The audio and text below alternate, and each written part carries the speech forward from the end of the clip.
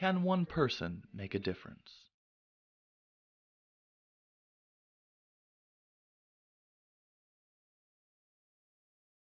Welcome to the John Woolman Memorial. This simple brick house, built in the 18th century, exemplifies a typical dwelling of that time. It sits near Woolman's former apple orchard. Since 1915, it has been a place to remember and to celebrate the work of writer, abolitionist, and Quaker leader, John Woolman. Woolman devoted his life to advocating for social justice. He became an early force for American abolitionism through his compelling ministry, personal engagement, and extensive travels. His life continues to inspire action today. John Woolman was born in 1720 to a Quaker farming family in rural Mount Holly, New Jersey. By the age of 7, he was aware of strong inward leadings from the divine voice Quakers believe exists within everyone. As Woolman reached adulthood, he began working as a scribe and merchant's assistant. Woolman was often called upon to write indentures, bills of sale, and other legal documents. On the wall are real estate documents signed by him, including indentures from 1754 and 1762, including one witnessed by John's wife Sarah, and a 1748 deed for the Mount Holly Friends Meeting burial ground, signed by John Woolman on behalf of a committee of the meeting.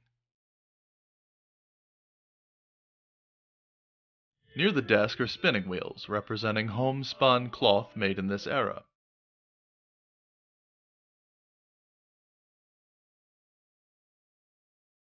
Built-in cabinets over the fireplace display fine 18th century tableware.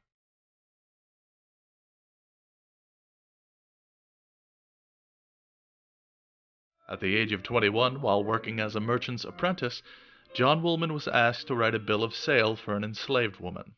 He told the owner that holding slaves was inconsistent with Christian faith. From then on, he refused to participate in any aspect of slavery.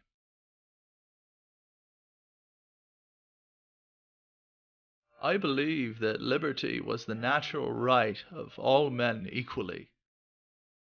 In Woolman's youth, Quakers accepted slavery. Many profited in the slave economy.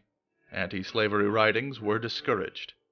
Woolman gradually became convinced that slavery was the most profound justice issue of his day, calling it a dark gloominess hanging over the land.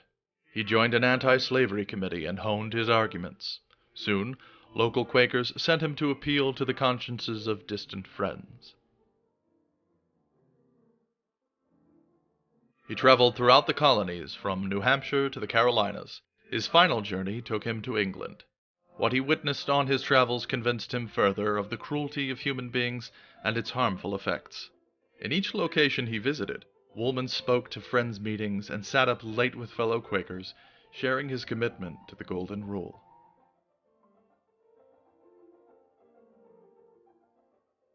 I have often felt a motion of love to leave some hints in my writing of my experience of the goodness of God. Woolman was questioning the system and risked retribution from powerful Quakers. For more than 30 years, in a loving but persistent way, Woolman admonished fellow Quakers to end their involvement in slavery. Woolman wasn't the first Quaker to challenge slavery, but his sincere approach, based on principles of Christian love, swayed hearts and minds. By 1758, the region's central Quaker organization, Philadelphia Yearly Meeting, banned the buying, selling, and ownership of slaves. Woolman documented his extensive travels in his journal. Intending it to guide future generations, he also wrote about his spiritual struggles and moral concerns.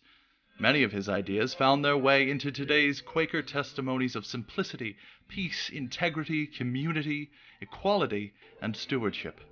A copy of the journal is displayed in the main living area. Woolman's journal is one of the few works of colonial American literature that have rarely been out of print.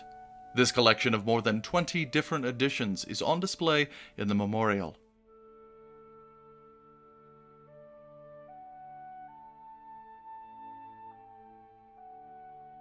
In the northeast corner of the main living area, a narrow, curved stairway leads up to the bedrooms.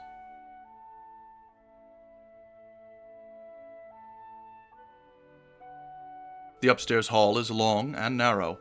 Doors from the hallway lead to 3 sleeping chambers and a stairway to the attic.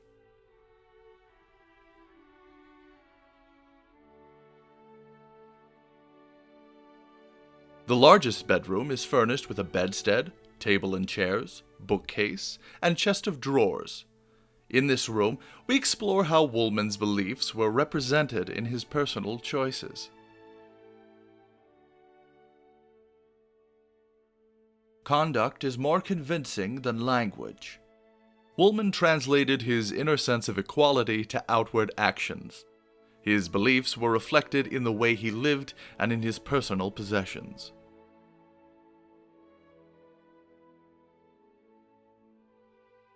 Realizing that sugar, molasses, and rum were fruits of slave labor, Woolman stopped using them. He never wore dyed clothes after learning that the indigo dye process caused nerve damage to enslaved people. He refused silver, calling it stained with the profits of slavery. When staying in homes where people were enslaved, he insisted on paying them for his food and accommodations. On the table in this room are some examples of products Woolman boycotted.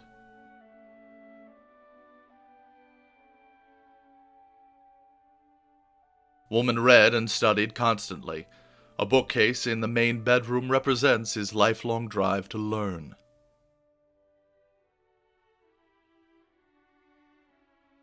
On the bed is an intricate red and white coverlet.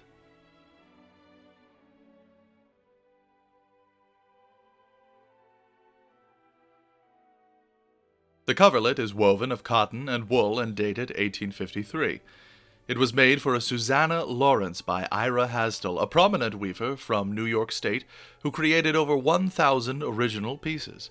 Though it was made long after Woolman's death, its theme of liberty echoes Woolman's beliefs.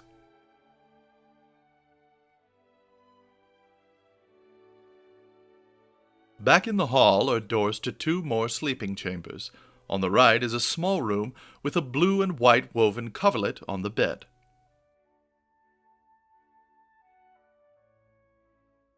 May we look upon the garments in which we array ourselves, and try whether the seeds of war have any nourishment in these our possessions.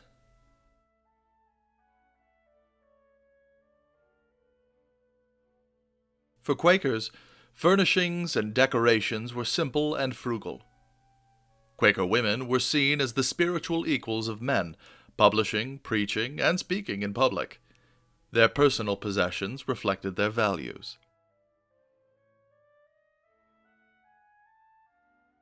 Quilts, made of repurposed fabric scraps, were treasured gifts.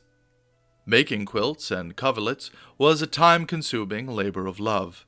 Often a part of a bridal dowry, they were among the home's most valuable possessions.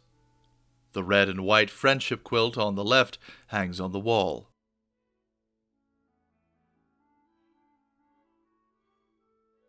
Squares on the friendship quilt feature handwritten signatures and messages of friendship. The result is a beautiful and useful token of love.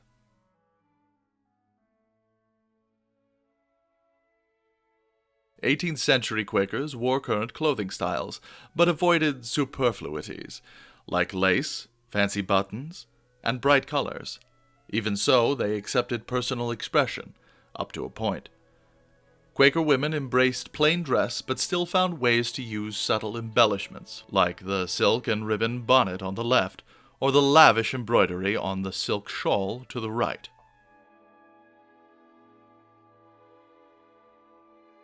Across the hall is a room furnished for a child, inspired by Woolman's only daughter, Mary.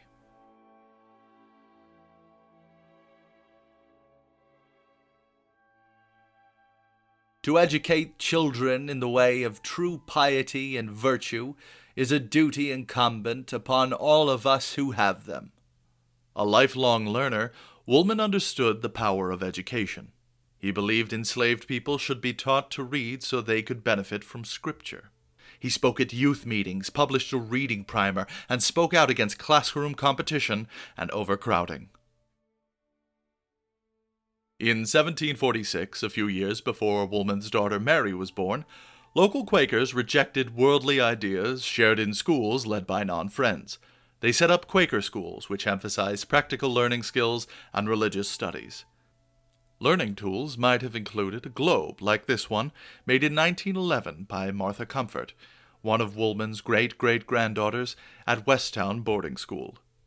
Children's clothing was simple and plain, like the blue dress and shift on the right.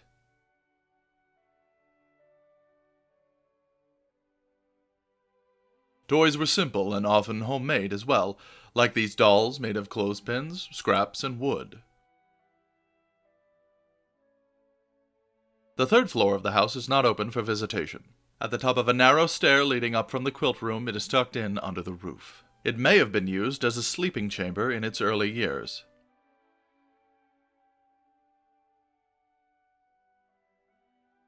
Woolman died of smallpox in 1772 while on a trip to England.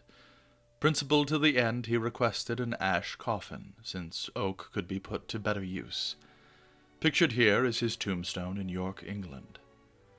The rocking chair in the main room was used by Woolman during his fatal illness. Of his 2 children, only his daughter Mary survived infancy. Today, Woolman family descendants number more than 4,000.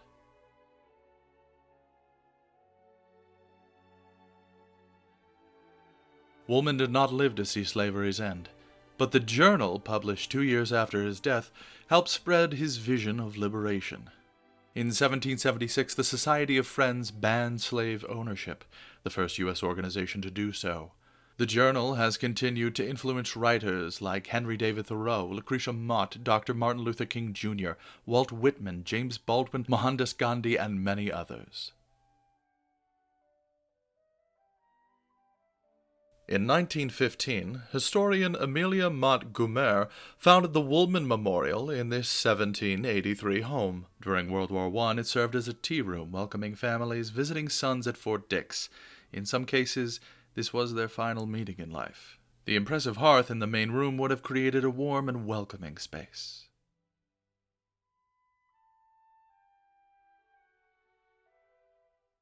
Amelia Montgomery and the Board of Trustees created ornamental gardens and an amphitheater at the rear of the property for community events like this 1934 Mount Holly High School graduation ceremony.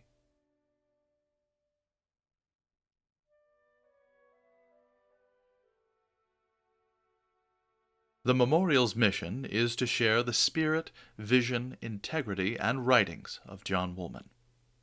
For more than 100 years, it has served the cause of social justice, helping Woolman's ideas find life and use in the world today. To turn all the treasures we possess into the channel of universal love becomes the business of our lives. Thank you for visiting the John Woolman Memorial.